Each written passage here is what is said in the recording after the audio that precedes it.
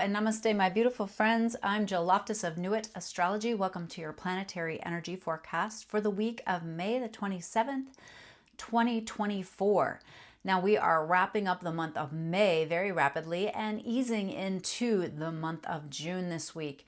There's a lot of astrology, a lot of focus on Gemini energy this week. We have Jupiter newly in Gemini, which is going to pick up a beautiful connection to Pluto. So some deep transformation happening there, some real potentials. You might want to look back about 12 years ago to see what happened in 2012 and into 2013, when the last time that Jupiter was in Gemini. And now we also have this week, we have Venus and the Sun traveling very close together in Gemini. So huge influx of Gemini energy. What is that? Well, it's the energy of your mind. It's how you speak. It's how you write. It's how you express yourself. It's how you interact with those closest to you. Gemini rules typically, not in all charts, right? But the classic rulership is of the third house, of siblings, of neighbors, of neighborhood, because those are the people that you learn to communicate with first as a young person. Gemini energy is very fun and frothy and flirtatious, sometimes equated with like a butterfly that flits from thing to thing. And so you're going to really feel a lot of that mental activation this week, so it's really important that you stay grounded. Now we also have some interesting Mars energy this week, and Mercury goes through a lot of really positive contacts this week, and so let's hop into the astrology. So we start out the week on the 27th with all of this energy concentrated in Gemini. So make sure you're high vibing that energy. Stay away from gossip. Avoid distraction.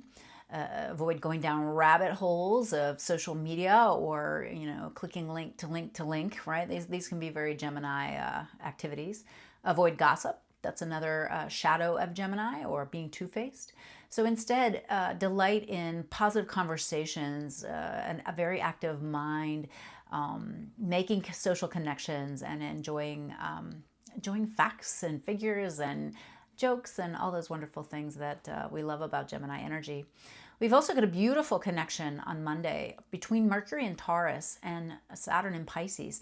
It's a sextile, so it's just a little bit of blessing, but you may have an insight or intuition because Saturn is in that intuitive sign of Pisces. It could be more of a feeling than a thought, but it will come through in a mental capacity, and you might want to like double check it, run it through the emotional filter to see how that lands.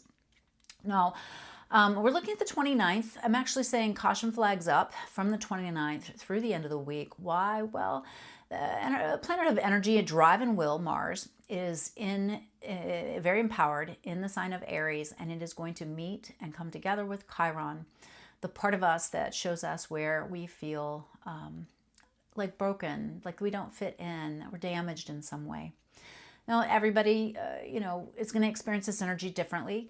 If you've done a lot of work on yourself, if you've exercised the muscle of compassion through understanding, through working through issues, problems, struggles, then this will be a moment where it highlights how you've been healed, the positive aspects of this. If someone has not done the work, though, or particularly if they're immature, or if anger is their kind of go-to emotion in reaction to things, this could be a little tense, okay? So just take note of that. And then right after that contact, as it moves away from Chiron, it's going to come in contact from the 1st through the 3rd, in contact with Eris, who is the goddess of strife. Now, Eris is a dwarf planet. Astronomers put her on the same plane as Pluto. She moves very slowly. But Mars is going to contact basically his sister. He's the god of war. She's the goddess of strife. They're considered to be siblings. And so there could be some anger, some upset. So slow down a little bit. Be a little cautious when you're driving. Be a little more aware of how anger and upset can attract difficult circumstances to you, or moments of conflict. So try to stay steady and grounded. Now, we also have the beautiful connection between Jupiter in Gemini to Pluto in Aquarius. Now, it's going to be exact on the 2nd, but you're going to feel it all week. This is an abundant flow of blessings from that Gemini area of life over to Aquarius. Now, remember that just because it's a positive aspect doesn't mean it's always beautiful flowing energy. The energy's flowing well, but Jupiter in Gemini has a lot of opinions and really has, these ideas that it feels very strongly about. When it connects to Pluto in the sign of Aquarius, there's this kind of blow up of ideas, conversations. There could be a lot of rhetoric, a lot of activity around people wanting to break free of things or feeling like there are things that they have to say, especially to the people right around them. So it could be a little bit of a, I don't know, I keep the term blowhard just keeps coming up to me, just like somebody who's all bluster and bluff. So watch out for that. Don't be one of those people, right? Try to stay steady and calm in your discourse and keep things steady and calm in your mind. Now, we're also looking at the 30th because Mercury is going to come in contact with Uranus in the sign of Taurus. Now, this could be genius moments of insight. This could be unexpected emails, conversations, contacts out of the blue that bring just shocking and wonderful things. Or it could also bring upset. It could bring some interesting ups and downs in the financial markets. This contact between Jupiter and Pluto could bring some, interesting technological leaps this week that we find out about. So stay attuned to some of that information that's flowing through that, so that you can take advantage of those opportunities and kind of see, the writing on the wall, so to speak. Another thing to look at is that the Sun and Venus are going to begin to walk together, and they're so close together, and they're going to walk hand in hand through, I want to say it's like into early next month. They're going to, June 14th, they're going to be pretty much side by side. Now, the Sun can exert a lot of heavy influence on a quick-moving planet, like one of the inner planets. So it can kind of blot the energy out. It could make you feel a little bit more fatigued. You might feel more fatigued mentally. I think that is one of the things you might be, from all these energies. There could be this sense of overwhelm. You're definitely going to need to monitor your use of your phone, of social media in particular. You could go down rabbit hole after rabbit hole with this energy.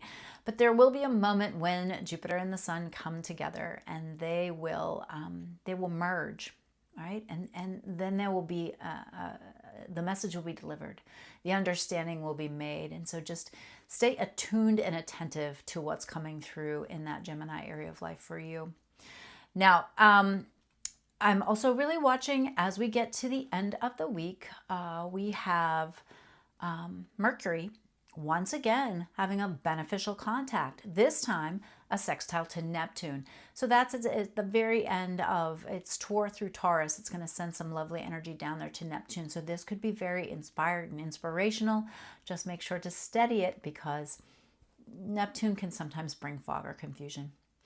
Now, as far as the light for the week, the light versus the shadow, well, I'm loving the idea of these downloads, these wonderful Mercury aspects, especially with all the energy in Gemini. Gemini is ruled by Mercury, and so Mercury having a good week is going to be really beneficial for ideas, conversations, and writing, if you are writing.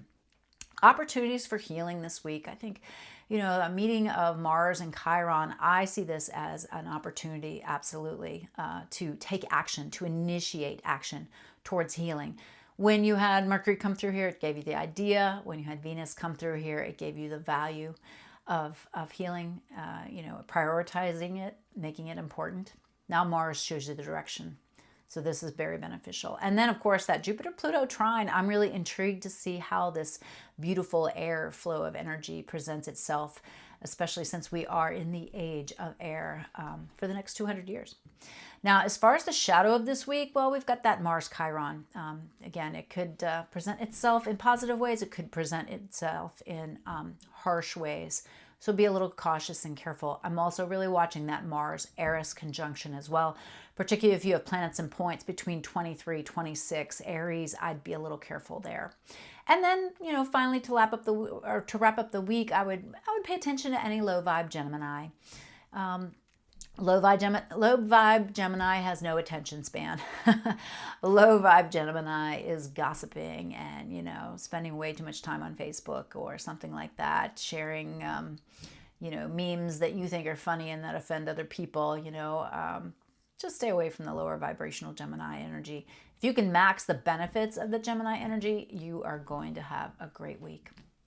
Well, I hope you found this useful and helpful. I really appreciate you watching. Please please share. Please share it with a friend if you would like. It can help the channel to grow.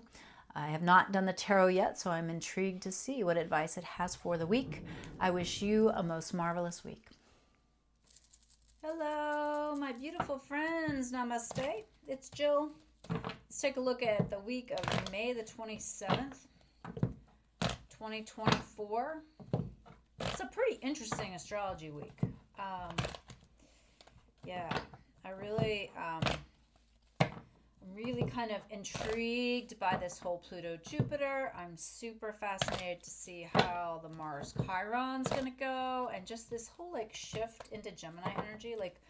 What area of life is Gemini for you? For me, it's the 9th house of teaching and publishing, and my Venus is up there, so I'm kind of excited for a little good Venus juice here. But let's do a reading for the collective. The Isis Lotus gives us 2 different ways to work with the energy of the week.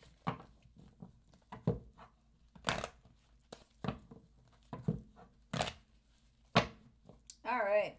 First card is the past. Okay, so where are we coming from? What's the influence of the past? Knight of Wands. Action, energy, anger. We want to do something. We want to pursue something. There's something we're going after here. And you, 3 of Cups, clearly some positive energy here. This 3 of Cups is positive emotions, happiness, reasons to celebrate. Now, the environment is an environment of worry and concern. The 8 of Swords is a lot of mental anguish. And it's a card that reminds us that it is in your head. I know I've been worrying. My goodness, I'm recording this on the day of the full moon. I haven't slept for 2 nights, man. All right, as this energy comes together, we get the High Priestess, which reminds us about the cosmic, spiritual understanding that we need to apply to the energies of this week, the things that are happening to us. We really need to look at the big picture, look at the spiritual guidance. The divine feminine is there for us. Key card of the future, King of Pentacles. Be practical, logical, grounded, stable. Focus on money, resources, the reality of the real world. Okay? Call the shots in those things.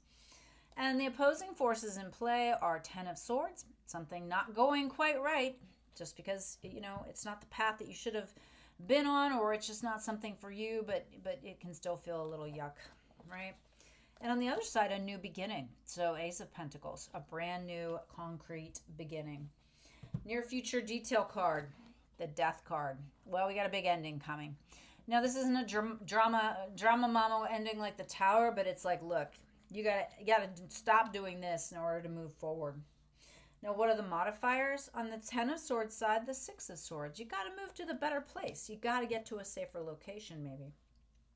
Over on the Ace of Pentacles side, we have the 8 of Pentacles. So we seem to have a sword side and a pentacle side. 8 of Pentacles says you are learning things, getting the pieces in place for your future. 10 of Swords with the 6 of Swords, temperance, logic, balance. Not too much, not too little, okay? Take the things that have, if 10 of Swords energy, something falls apart.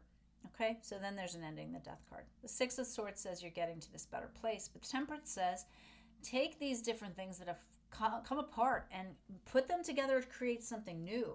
It's an alchemy card. Over on the Ace of Pentacles side and the 8 of Pentacles, we've got the Page of Swords. So there could be a little immaturity here. If you find yourself in an argumentative or negative mindset, drop back down to being the King of Pentacles. Our 2 possible progressions or outcomes: 10 of Swords, the Death card; 6 of Swords, Temperance. Well, we've got the Tupac Shakur card, the 8 of Cups, walking away from something. Boy, this one side is just endings, endings, endings. And on the other side, well, here's some more swords. So this is the Ace of Pentacles, Death, Eight of Pentacles, Page of Swords, and now here's the Two of Swords. What are you not seeing? What are you not seeing? This kind of goes back to this Page of Swords. This immaturity, this like, I'm going to pretend this isn't a problem, or I'm not going to worry about this, whatever. All right, and then over here on the Ten of Swords side, we've got the Queen of Wands. So after all these endings, we've got the Queen of Wands, which says, hey, I need to stabilize my home environment. I need to tend to the things that need to be tended to. I need to address the things that need to be done. She doesn't sit around and worry about things. She does them. She takes care of it. And then over here on the Ace of Pentacles, where we have the Two of Swords, paired with the Two of Swords is the Magician, which reminds us, even though some of these things that we're doing are hard, some of these things we can't see everything that's happening. We can't see always the way forward. There's going to be so much information coming in. It's going to be hard to parse the truth from the falsity, the clarity from the confusion. Here's the Magician saying, use your wisdom. So, pretty distinctly different areas of life. The real potential for a week of endings, letting go. And also the potential for starting something that you really need to think about long term and really address with logic and with stability. Okay, staying super grounded in the reality of things. All right, friends. Well, I wish you a most marvelous week. I hope it all flows beautifully for you, and I'll see you next week. Bye.